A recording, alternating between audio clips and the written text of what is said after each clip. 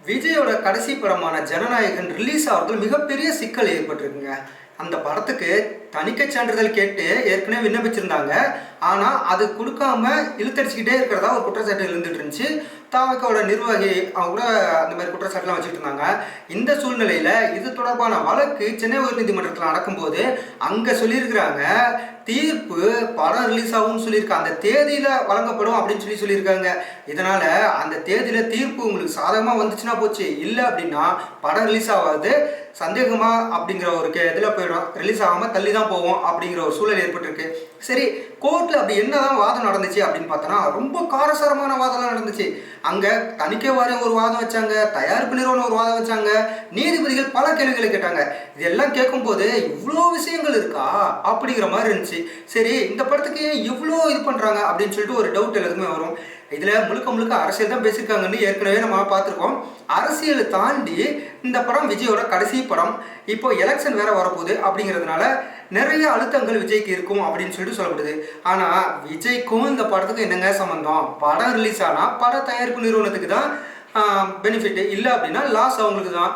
வரல அப்படின்னா விஜய்க்கு எந்த பிரச்சனையும் கிடையாது. ட்ரெய்லரை வச்சு அவர் வந்து அரசியலில் பிரச்சாரம் பண்ணிட்டு போயிடுவார் அப்படின்னு கட்சி நிர்வாகிகள்லாம் சொல்லிட்டு இருக்காங்க.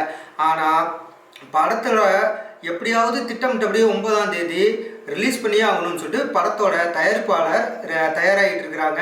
அதுக்காக தான் இந்த வழக்கு தொடரப்பட்டு அவசர வழக்காக நடந்து இப்போ தீர்ப்பு கொடுக்குற அளவுக்கு ஒத்தி வச்சிருக்காங்க.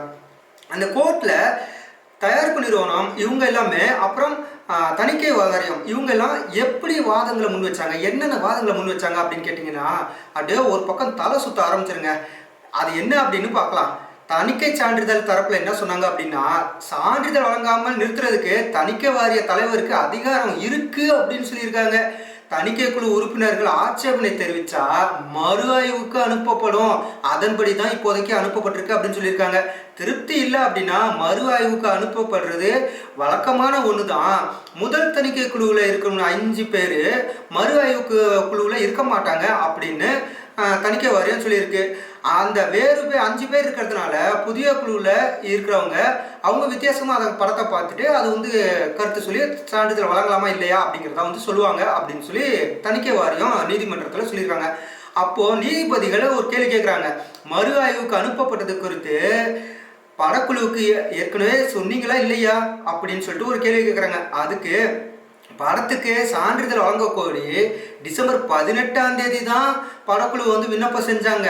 அதுக்கு பிறகு அதை ஆய்வு செஞ்சதுக்கு பிறகு ஜனவரி 5ஆம் தேதியே படக்குழு கிட்ட நாங்கள் இந்த மாதிரி மறு ஆய்வுக்கு அனுப்பிட்டோம் அப்படின்னு சொல்லிட்டோம் அப்படின்னு தணிக்கை வாரியம் சொல்லியிருக்கிறாங்க. அதுக்கு முன்னாடி தணிக்கை சான்றிதழ் வழங்குறதுக்கு முன்னாடியோ அல்ல பரிந்துரையில் இருக்கும்போது மறு ஆய்வுக்கு பரிந்துரைத்த அந்த டைம்லையோ இவங்க வந்து நீதிமன்றத்தை நாட முடியாது அப்படின்னு ஒரு வாதத்தை தணிக்கை வாரியம் சொல்லியிருக்காங்க. அந்த பரிந்துரை செய்த 20 நாட்களுக்குள்ள புதிய குழு அமைக்க வேண்டும், அந்த குழு அந்த படத்தை ஆய்வு செஞ்சு சான்றிதழ் வழங்கலாமா வேணாமா அப்படிங்கிறத முடிவு செய்யும் அப்படின்னு சொல்லியிருக்காங்க. அதே போல் ஒரு படத்தை தணிக்கை செய்ய 15 நாட்கள் தேவைப்படும். அதனால் ஜனநாயகனுக்கு தணிக்கை சான்றிதழ் வழங்க 4 வாரம் அவகாசம் தேவை அப்படின்னு சொல்லியிருக்கிறாங்க. அதாவது இப்போ 9ஆம் தேதி படம் ரிலீஸ்ன்னு ஏற்கனவே அறிவிச்சு அதுக்கான வேலையெல்லாம் நடந்துட்டு இருக்கு. ஆனால் இவங்க 4 வாரம் டைம் கேட்குறாங்க. 5ஆம் தேதி அப்படி அவங்க மறு ஆய்வுக்கு அனுப்பியிருக்காங்க அப்படின்னா அதுலேருந்து 4 வாரம், அடுத்த மாதம் தான் படம் ரிலீஸ் ஆகிறதுக்கான சான்சஸ் இருக்குது அப்படிங்கிறத ஒரு இன்டைரக்டாக ஒரு வார்த்தையை அவங்க வந்து சொல்கிறாங்க. விதிகளோட அடிப்படையில் தான் பரிசீலித்து முடிவு எடுக்க எங்களுக்கு அதிகாரம் இருக்குது அப்படின்னு தணிக்கை குழு சொல்லியிருக்காங்க. இந்த விஷயத்தில் எங்களுக்கு தீய நோக்கம்லாம் எதுவுமே இல்லை. தணிக்கை குழுவோட அதிகாரத்தை கட்டுப்படுத்த யாராலையும் முடியாது. பரிசீலித்து முடிவெடுக்க மட்டுமே தணிக்கை குழுவுக்கு உத்தரவிட முடியும் அப்படின்னு தணிக்கை வாரியம் நீதிமன்றத்தில் வாதத்தை முன் வச்சிருக்காங்க. சரி, இவங்க எப்படி சொல்லியிருக்காங்க, தயாரிப்பு நிறுவனம் சும்மா இருப்பாங்களா? அவங்களும் சும்மா இல்லாமல் அடுத்தது வாதத்தை முன் வைக்கிறாங்க. ஜனநாயகன் படத்தை முதல்ல பார்த்த தணிக்கை குழுவினர்லாம் ஒரு மனதாக யுஏ சான்றிதழ் வழங்க முடிவு செஞ்சுட்டாங்க அப்படின்னு தயாரிப்பு நிறுவனம் சொல்லியிருக்காங்க. தணிக்கை குழுவை சேர்ந்தவர்களால் புகார் அளிக்க முடியாது, பரிந்துரைகள் தான் வழங்க முடியும். படத்தை பார்த்த 5 பேருமே தனித்தனியாக பரிந்துரையெல்லாம் செஞ்சுருக்கிறாங்க. அதில் ஒருவர் மட்டுமே எப்படி புகார் அனுப்ப முடியும் அப்படின்னு ஒரு கேள்வி எழுப்பியிருக்காங்க. தணிக்கை உறுப்பினர் ஒருவர் புகார் அளித்து இதுவரை நடைமுறையிலேயே அப்படி ஒரு இல்லாத ஒன்று, அப்படின்னு சொல்லியிருக்காங்க. விண்ணப்பித்த ஒரு விண்ணப்பித்த ஒரு வாரத்தில் சான்றிதழ் வழங்குறது தான் பொதுவான வழக்கம். ஆனால் அதெல்லாம் இல்லாமல் இப்போ இப்படி தாமதப்படுத்திட்டு இருக்கிறாங்க அப்படின்னு ஒரு குற்றச்சாட்டை முன் வச்சுட்டு இருக்கிறாங்க. இதனால் 500 கோடி ரூபா முதலீடு செஞ்சிருக்க இந்த படம் நிறுத்தப்படுச்சு அப்படின்னா எக்கச்சக்கமாக இழப்பீடு ஏற்படும் அப்படின்னு சொல்லியிருக்கிறாங்க. வேண்டுமென்றே இந்த தணிக்கை குழு இழுத்தடிப்பு செய்கிறாங்க அப்படின்னு ஒரு குற்றச்சாட்டை நீதிமன்றத்தில் பட தயாரிப்பு நிறுவனம் வச்சிருக்கிறாங்க. சரி, இதுக்கு நீதிபதிகள் ஒரு பதில் சொல்லுவாங்கல்ல. அவங்க என்ன சொன்னாங்கன்னா, தணிக்கை வாரியத்தோடைய டைம் லைனை தயாரிப்பு நிறுவனம் பின்பற்றி தான் ஆகணும் அப்படின்னு சொல்லியிருக்காங்க. அதாவது தணிக்கை வாரியம் என்ன டெட்லைன் வச்சுருக்காங்களோ 4 வாரம் கேட்டாங்க, நாங்கள் கொடுக்குறோம் அப்படின்னா அந்த 4 வாரம் நீங்கள் வெயிட் பண்ணி தான் ஆகணும் அப்படின்னு சொல்கிறாங்க. ஆனால் அது வந்து தீர்ப்பு கிடையாது. அவங்களுக்கு ஒரு அவங்க பேசின வாதத்துக்கு இவங்க ஒரு பதில் சொல்லியிருக்காங்க, அவ்வளோதான்.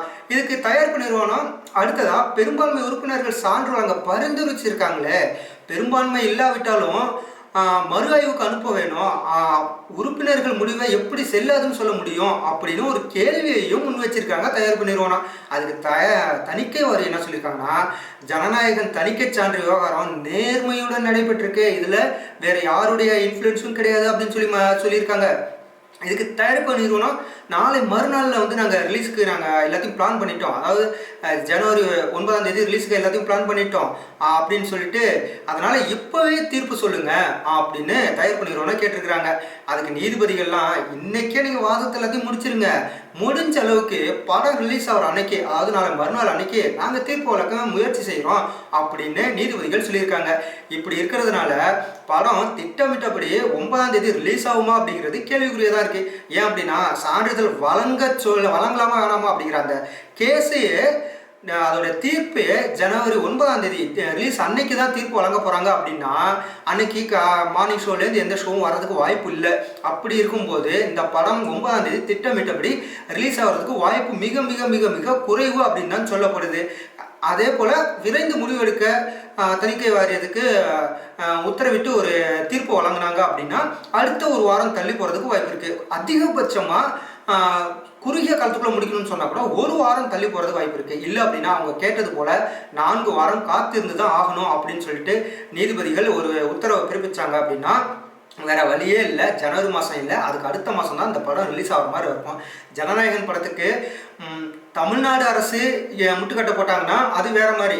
ஏன் அப்படின்னா முழுக்க முழுக்க தமிழ்நாடு அரசை அட்டாக் பண்ணி தான் விஜய் பேசிகிட்டு இருக்காரு. அவருடைய கடைசி படம் முழுக்க முழுக்க அரசியல் தான் பேசுது. அப்படிங்கிறப்போ தமிழ்நாடு அரசு முட்டுக்கட்டை போட்டுச்சுன்னா அது வேற. ஆனால் தணிக்கை குழுங்கிறது மத்திய அரசோட கட்டுப்பாட்டில் இருக்கு. மத்திய அரசு ஏன் இதை வந்து இந்த படத்துக்கு முட்டுக்கட்டை போடணும் அப்படின்னு ஒரு கேள்வி இருந்தால் விஜய் மத்திய அரசு மீதும் கடுமையான ஒரு குற்றச்சாட்டுகளை முன் வச்சிட்டு இருக்காரு. அப்படி இருக்கும்போது விஜய்க்கு முட்டுக்கட்டை போடுறதுக்காக இந்த படத்தை வெளியிட விடாமல் பாஜக தடுக்குதா அப்படின்னு ஒரு கேள்வி ரசிகர்கள் மத்தியில் இருந்துகிட்டு இருக்கு. ஆனால் இன்னொரு பதில் ஒன்று இருக்குது. என்ன அப்படின்னா, இந்த படத்தோட தயாரிப்பு நிறுவனம் வந்து கர்நாடகாவை சேர்ந்தவர். ஆனால் அவங்க வந்து பாஜகவுக்கு ரொம்ப ரொம்ப நெருக்கமானவங்கன்னு சொல்லப்படுது. அதனால் அவங்க வந்து இவ்வளோ பெரிய லாஸை வந்து அவங்களால சமாளிக்கிறதுக்கு தயாராக இருக்க மாட்டாங்க. அதனால் முடிஞ்ச அளவுக்கு இந்த படம் ரிலீஸ் ஆகுறதுக்கு தான் அவங்க வந்து எல்லா வேலையும் பார்ப்பாங்க. அதுக்காக தங்களால் முடிஞ்ச அளவுக்கு பாஜகவோட மேலிடத்தில் கூட அவங்க பேசுகிறதுக்கு வாய்ப்பு இருக்குது அப்படின்னு சொல்லிட்டு தாவேக்கால இருக்க ஒரு சில சினிமா சார்ந்த நிர்வாகிகள்லாம் சொல்கிறாங்க. ஆனால் இந்த தீர்ப்பு சொல்கிறதோட அடிப்படையில் தான் தணிக்கை சான்றிதழ் எப்போ கிடைக்கும், படம் எப்போ ரிலீஸ் ஆகும் அப்படிங்கிற ஒரு தகவல் தெரிய வரும். படம் ரிலீஸ் ஆகுமா ஆகாதா அப்படின்னு ரசிகர்கள்லாம் ஏக்கத்தோடு காத்துக்கிட்டு இருக்காங்க.